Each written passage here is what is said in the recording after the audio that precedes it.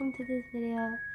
I hope you've been doing well, and I hope this new year, 2022, has been treating you nicely. It has been treating me nicely, certainly, as I started the year by finishing an amazing book, and that is Lonely Castle in the Mirror by Mizuki Sujimura, which basically follows the story of a girl who can't go to school because she suffers from anxiety and is really depressed from the harassment she faces from her bullies. And basically one day she finds a mirror in her room, and then, she doesn't find the mirror. The mirror starts to shine, and she puts her hand through, and she comes into this new, beautiful world, a beautiful castle, where she finds 7 other like-minded people and 1 wolf queen, which we can see here. And the story follows as they kind of get to know each other better, understand each other's problems and situations and where they come from and what makes them different and what makes them alike.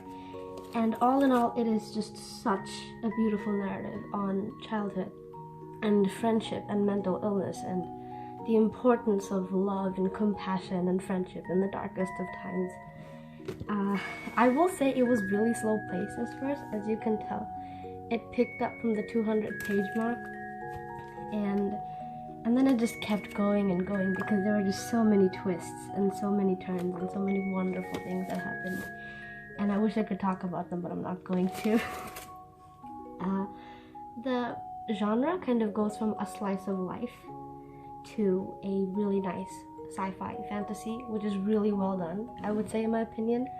And for a lot of people, the whole slice of life element might seem a bit too dull because it is very mortifying to just read about someone who's severely depressed and who can't go outside the house and just worries about every little thing and worries about what her parents think and what her friends think and what her bullies think and how she wishes they were dead. And it is very rough. I will have to say content warning for mentions of sexual assault and suicide and a ton of other mental illnesses and problems that children face. I will leave trigger warnings in the description, and if you have any more to add, then please tell me. And yeah, I just thought the narrative voice was done really well because I could tell this was a child talking, which was so impressive on the point of the reader and the writer as well. And I really liked the fact that each character was really focused on and their problems were brought into light. None of it felt vague or unnecessary. They made realistic decisions. Although all of them might not have been the best, they were consistent. They made sense on a character perspective. And I really, really like that. And I feel like this book is just so important and really deserves the praise it has, because as a kid, I used to cry on my way to school, and when I was dropped there to school, even though not much bad happened to me, I was the bully actually. I was just a horrible person when I was a kid.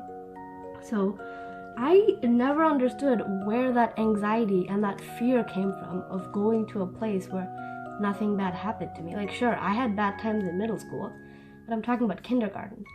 And the friend I was budding reading this with also suffered a lot from anxiety in terms of schoolwork. Like, you don't want to go to school, so you skip a day, but then you're anxious about the saved up work on the next day. And I felt like reading this really helped me understand her more and kind of be a better friend to her. So I really appreciate that. So if you can digest all the things that I talked about, and if this book interests you, I would highly recommend and honestly plead you to read it because it is very good. So, Lonely Castle in the Mirror, Mizuki Sujimura. Thank you so much. Take care, stay safe, and I will see you in the next one. Bye bye.